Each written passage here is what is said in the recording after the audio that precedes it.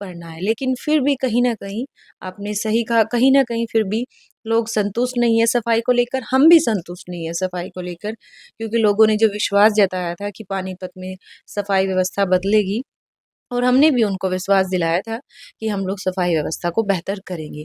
पानीपत लेकिन में जो आपने अभी छिड़काव की बात की है, वो भी हमारी हाउस की बैठक हुई थी। हाउस की बैठक में 2 मशीनों का जो है वो निगम की सहमति से पास हुआ है कि 2 मशीनें ली जाएँगी, जिनसे सभी एरिया में पानी का छिड़काव किया जाएगा, जिससे जो प्रदूषण की समस्या होती है उसमें राहत मिले। जो हमारी आदत है, जो काफ़ी पुराने समय से हमें एक आदत पड़ी हुई है कि हमने जब अपनी शॉप बढ़ा के जाना है या हमने घर से निकालना है तो हमने कूड़ा जला देना है, तो वो एक बहुत गलत आदत है, जो हमारे लिए तो कुछ समय के लिए फ़ायदेमंद हो सकते हैं, क्योंकि हमें लगता है कि हमारे कूड़े का निपटारा हो गया।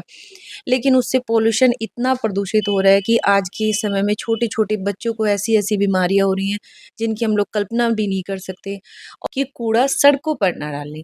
आपकी गली में, आपके एरिया में, आपके मोहल्ले में अगर रिक्शा नहीं पहुँच रही है, तो आप अपने पार्षद को बताएँ, हमें बताएँ।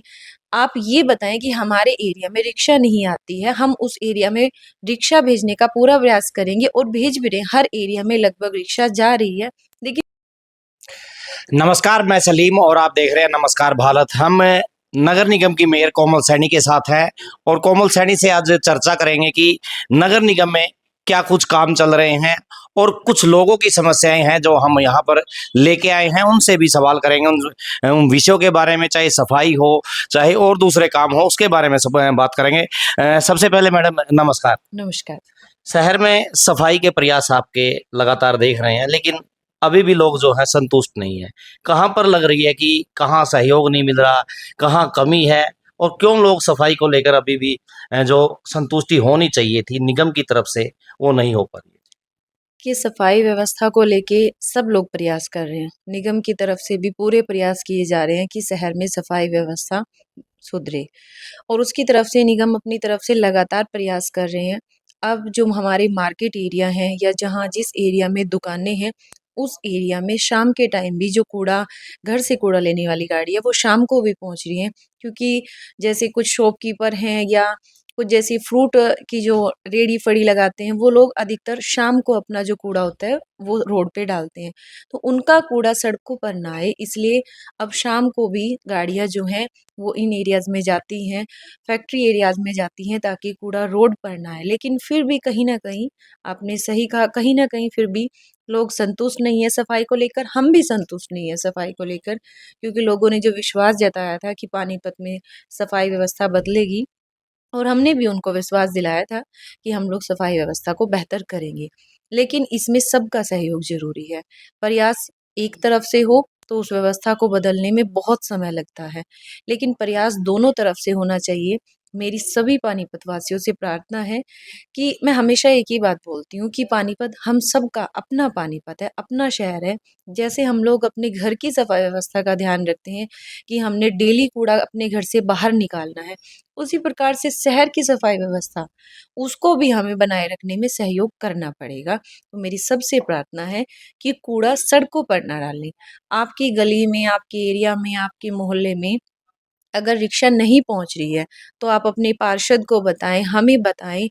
आप ये बताएँ कि हमारे एरिया में रिक्शा नहीं आती है, हम उस एरिया में रिक्शा भेजने का पूरा प्रयास करेंगे और भेज भी रहे हैं। हर एरिया में लगभग रिक्शा जा रही है, लेकिन फिर भी अगर किसी एरिया में रिक्शा नहीं पहुँच रही हैं, तो बताएँ, हम वहाँ पर रिक्शा ज़रूर भेजेंगे। लेकिन मेरी सबसे एक ही प्रार्थना है कि कूड़ा सड़कों पर ना डालें। लोग घर से निकलते हैं, हाथ में कूड़े की थैली लेकर निकलते हैं, क्योंकि उन लोगों को अपनी सुविधा के अनुसार कूड़ा घर से बाहर निकालना है।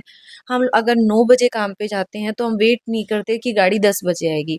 हमने 9 बजे ही कूड़े की थैली बाहर कहीं पर भी डाल देनी है। तो मेरा उसके लिए फिर से एक बार सबसे प्रार्थना है कि प्लीज़ जो कूड़ा है वो गाड़ी में ही डालें, आप सड़कों पर कूड़ा ना डालें। जहाँ पर गाड़ी नहीं पहुंच पाती, कहीं जो भीड़ी गलियां होती हैं, तंग गलियां होती हैं, वहां पे क्या इंतजाम?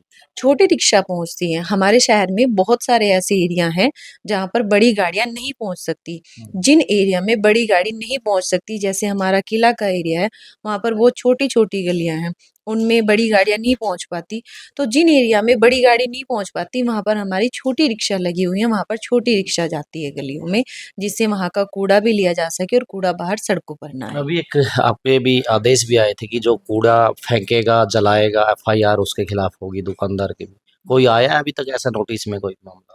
देखिए, बहुत सारे लोग ऐसे हैं, जो सारी व्यवस्था होने के बावजूद भी वही है कि जो हमारी मानसिक स्थिति है उसको बदलने में समय लगता है। जो हमारी आदत है, जो काफ़ी पुराने समय से हमें एक आदत पड़ी हुई है कि हमने जब अपनी शॉप बढ़ा के जाना है या हमने घर से निकालना है तो हमने कूड़ा जला देना है। तो वो एक बहुत गलत आदत है, जो हमारे लिए तो कुछ समय के लिए फ़ायदेमंद हो सकती है क्योंकि हमें लगता है कि हमारे कूड़े का निपटारा हो गया। लेकिन उससे पॉल्यूशन इतना प्रदूषित हो रहा है कि आज के समय में छोटे-छोटे बच्चों को ऐसी-ऐसी बीमारियाँ हो रही हैं, जिनकी हम लोग कल्पना भी नहीं कर सकते और खुद को भी इतनी हमें बीमारियों का सामना करना पड़ता है, तो कहीं न कहीं हम प्रदूषण को बहुत ज़्यादा नुकसान पहुँचा रहे हैं, अपने आप को नुकसान पहुँचा रहे हैं। ऐसे कई केस सामने भी आए हैं, जहाँ लोग कूड़ा जला रहे हैं और उन पर एफआईआर भी की गई है। अभी मैं नांगल खेड़ी का मामला मैंने अभी देखा था और हुँ, बहुत ज़्यादा वहाँ पे कूड़ा था। हुँ। अब वो निगम का था या ग्राम पंचायत का था, कहाँ का था, बहुत ज़्यादा कूड़ा इकट्ठा था महीने भर का। और उसमें ये मैं लोगों की प्रतिक्रिया नीचे है कि डेली इसी तरह से उसमें आग लगा देते हैं। कि वहाँ पर जो आपने कूड़े की बात की है, वहाँ पर जो ग्रामीण लोग हैं, जैसे हुँ। मैंने बताया कि लोग कूड़ा डाल जाते हैं, तो वहाँ पर जो ग्रामीण लोग हैं, वो कूड़ा डाल देते हैं और फिर उनमें कोई ना कोई एक ऐसा व्यक्ति जिसको ये लगता है कि इसको जला देने से ये कूड़ा खत्म हो जाएगा, तो इसी तरह के कुछ लोग उस कूड़े को जला देते हैं।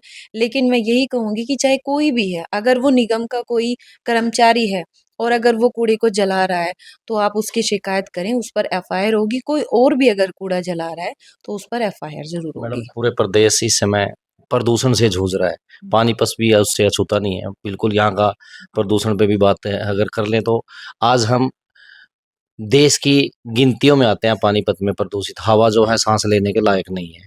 आपने कारण भी बता दिए, इंडस्ट्री एरिया भी है इसलिए भी हो सकता है।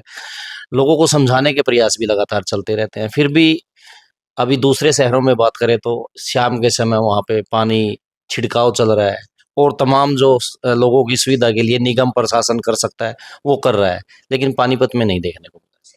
पानीपत में जो आपने अभी छिड़काव की बात की है, वो अभी हमारी हाउस की बैठक हुई थी। हाउस की बैठक में 2 मशीनों का जो है वो निगम की सहमति से पास हुआ है कि 2 मशीनें ली जाएँगी, जिनसे सभी एरिया में पानी का छिड़काव किया जाएगा, जिससे जो प्रदूषण की समस्या होती है उसमें राहत मिले और कूड़ा जलाना, गंदगी करना या इस तरह के बहुत भी और भी एक्टिविटी करना जिनसे प्रदूषण बहुत प्रदूषित होता है, तो वो काम हम लोग ना करें।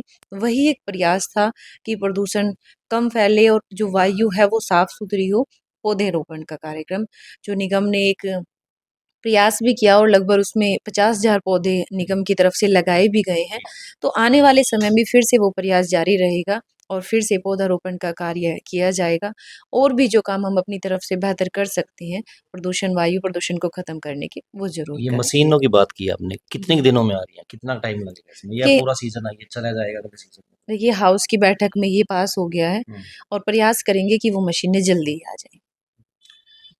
तो फिलहाल शहर के प्रदूषण को लेके, सफाई को लेके जो है कोमल सैनी ने अपना जो विज़न था वो रखा आपके सामने। बस अपील ये रहेगी हमारी भी और मैडम की भी कि आप सहयोग करें। सहयोग के बिना मुश्किल है, चाहे कितना भी प्रयास कर लें। जब आप सहयोग करेंगे, कूड़ा अगर आपके गली में आपको ज़रूरत है कि यहाँ पर कोई बग्गी आनी चाहिए, छोटी रिक्शा आनी चाहिए, तो उसके लिए आप निगम में एप्लीकेशन दें, आपके घर तक जो है कूड़ा लेने के लिए बग्गी आएगी। और इस वीडियो को आप ज़्यादा से ज़्यादा शेयर करें। मैं दोबारा मिलूँगा आपसे। नमस्कार, जय हिंद।